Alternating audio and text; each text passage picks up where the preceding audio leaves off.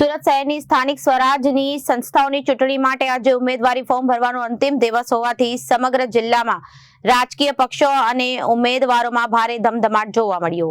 સવારથી જ કલેક્ટર કચેરી અને મામલતદાર કચેરીઓમાં ઉમેદવારોની ભીડ જોવા મળી હતી। તમામ રાજકીય પક્ષોના પદાધિકારીઓ અને સમર્થકોએ પોતપોતાના ઉમેદવારોના ફોર્મ ભરવામાં ઉત્સાહ બતાવ્યો હતો। સુરત શહેરની સ્થાનિક સ્વરાજની સંસ્થાઓની ચૂંટણી માટે આજે ઉમેદવારી ફોર્મ ભરવાનો અંતિમ દિવસ હોવાથી સમગ્ર જિલ્લામાં રાજકીય પક્ષો અને ઉમેદવારોમાં ભારે ધમધમાટ જોવા મળ્યો।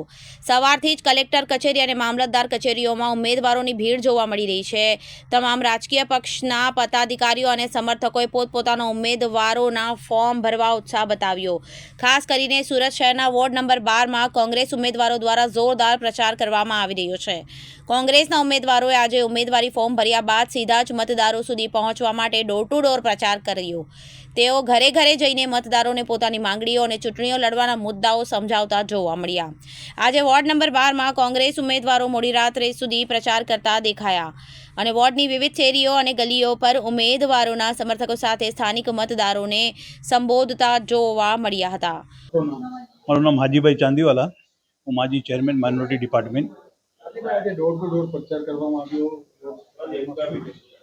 બહુ સરસ રહ્યું અને બહુ સારું રિસ્પોન્સ હતું પબ્લિકનું અને એના ઉપરથી મને એવું લાગી રહ્યું છે કે આજે તો પહેલો દિવસ છે હજુ અને પહેલા દિવસની અંદર આટલું સારું વાતાવરણ છે એટલે ધીરે ધીરે વાતાવરણ એકદમ જામશે અને કોંગ્રેસ માટે બહુ સારો મોકો છે। મારો એક સવાલ છે, કોંગ્રેસ કોઈ જગ્યા પર એને જોઈ શકો છો કે ઇલેક્શનની અંદર એક બી સીટ છે, તમે શું એવો કેસો કરશો કે ડોર ટુ ડોરમાં જઈને તમે શું વાત કરશો? એવું તો તમને હું એક દાખલો આપું કે ભાજપની ફક્ત 2 સીટો હતી, આજે 310 સીટો છે। તેમાં કશું નથી, આ તો રાજકારણ છે, થાય છે, વાતાવરણ ચેન્જ થતો રહે છે, લોકોને ખબર પડતી રહી છે, લોકોને કડવા અનુભવ થાય છે, એના પછી પાછળથી પલટો આવે છે। આવી રીતે કોંગ્રેસ પણ આવી જશે પાછી। ઓકે સર, આપનું નામ? ભૂપેન્દ્ર પટેલ। તમે ક્યાં છો? હું વોર્ડ નંબર 12માંથી ઊભો છું। શું કહેશો ડોર ટુ ડોર પ્રચારમાં કઈ રીતે તમે પબ્લિક વચ્ચે જઈને શું વાત? ડોર ટુ ડોર પ્રચારમાં અમે રૂબરૂ જ્યાં ચાલ્યા ત્યાં અમને ખ્યાલ આવી ગયો કે ભાઈ રસ્તામાં ચાલવાની પણ તકલીફ પડી રહેલી છે। આજે એટલા ખાડાઓ આ વિસ્તારોની અંદર છે, ડ્રેનેજ લાઈનો ઉભરાઈ રહી છે। સુરત શહેરને પ્રથમ નંબર આપવામાં આવે તો આ ગલીઓમાં આવે તો ખબર પડી જાય કે પ્રથમ નંબર કોણે આપ્યો।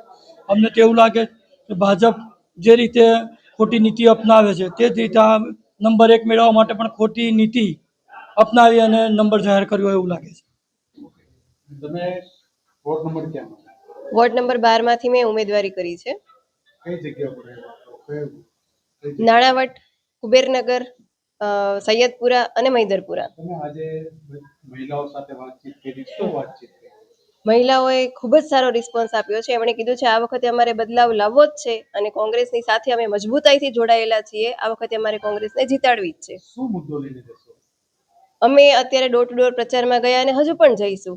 જ્યારે અમે રસ્તા પર ચાલીએ છીએ ત્યારે ગટરના પાણી ઉભરાયેલા દેખાય છે, લોકોને પીવાના પાણીની સમસ્યા છે, એ લોકો અમને વાત કરે છે, એટલે આ બધી સમસ્યાઓ અમારે દૂર કરવી છે। હર્ષદ જરીવાલા, વોર્ડ નંબર 12 નો કેન્ડિડેટ છું। આજે તમે ડોર ટુ ડોર પ્રચાર કર્યો, કઈ રીતે રિસ્પોન્સ મળ્યો? આજે ડોર ટુ ડોર જોવાથી ખબર પડી કે ભાજપની પોલ ખુલી ગઈ કે જે સ્માર્ટ સિટી ની આ લોકો જાહેરાત કરે છે એ માત્ર પેપર પર છે। વિકાસ વિકાસ વિકાસ ગાંડો નથી થયો, વિકાસ ભાગી ગયો છે। અને તમારી લડાઈ કેના સામે? અમારી લડાઈ સમગ્ર સિસ્ટમ સામે છે। એ ભાજપ સરકાર હોય કે આપ હોય, કોઈ ખાલી નકરા વાયદાઓ કરે છે, કોઈ કામ કરવામાં માનતું નથી। આમ આદમી પાર્ટી એમ કે જે કોંગ્રેસ ક્યારે કરતી નથી। ખોટી વાત છે, આ દેશનો ઇતિહાસ છે। કોંગ્રેસે આઝાદી અપાવી અંગ્રેજો સામે લડીને અને આ નવા અંગ્રેજો સામે ફરી આઝાદી અપાવશે। આજે જે ડોર ટુ ડોર પ્રચાર કર્યો, તમે શું રિસ્પોન્સ મળ્યો? પબ્લિક વચ્ચે તમે ગયા તો શું વાત? પ્રજા વચ્ચે જવાથી ખબર પડી કે કેવા જુઠ્ઠાણાઓ ફેલાવવામાં આવે છે। સ્માર્ટ સિટી, ચોખ્ખા રસ્તાઓ, હેરિટેજ, મોટી મોટી વાતો, મોટા મોટા બ્રિજો, મેટ્રો, BRTS અને માત્ર પેપરની જાહેરાતો, હીરા બુર્જ જેવી જાહેરાતો જે માત્ર જાહેરાતો છે। અસલમાં તમે જ્યારે જમીન પર રોડ પર નીકળો તો ખબર પડે કે પાણી અને ગટર બેવ મળી ગઈ છે અને 20-20 દિવસ 25-25 દિવસથી લોકો માંદા પડે છે। 70 થી 80 જણા લોકો હોસ્પિટલમાં દાખલ છે, પણ આ તંત્રનું પેટ ચાલતું નથી બિલકુલ બી। આજે તમે વાતચીત કરી એનાથી તમને શું લાગ્યું પણ કઈ પૂરી પેનલ આવશે?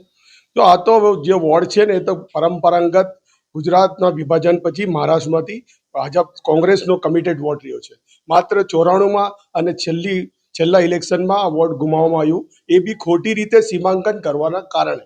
નહીં તો આ તો અમારું ગઢ છે. અમારા ગઢમાં કોઈ ઘૂસી શકે નહીં.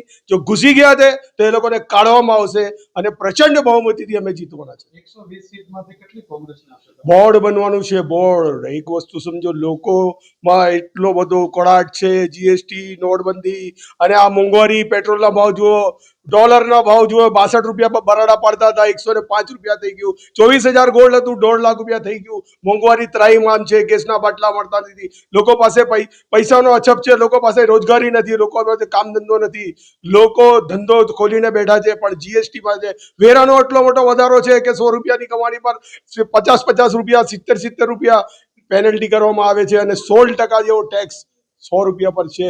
માત્ર 100 રૂપિયા કમાઈને આવનારો માણસ ટેન્શનમાં છે કે વીજળીનું બિલ કેવી રીતે ભરશે, ગેસના બાટલાઓ કેવી રીતે લાવશે અને વેરા કેવી રીતે ભરશે.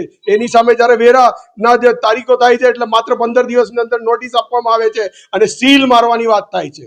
પ્રજા ભયભીત છે અને એનો ભય મતપેટીમાં નીકળશે અને કોંગ્રેસનું પ્રચંડ બહુમતી થવાની છે. કેટલા વોટ મળશે total? અમે 5,000 વોટથી જીતીએ છીએ.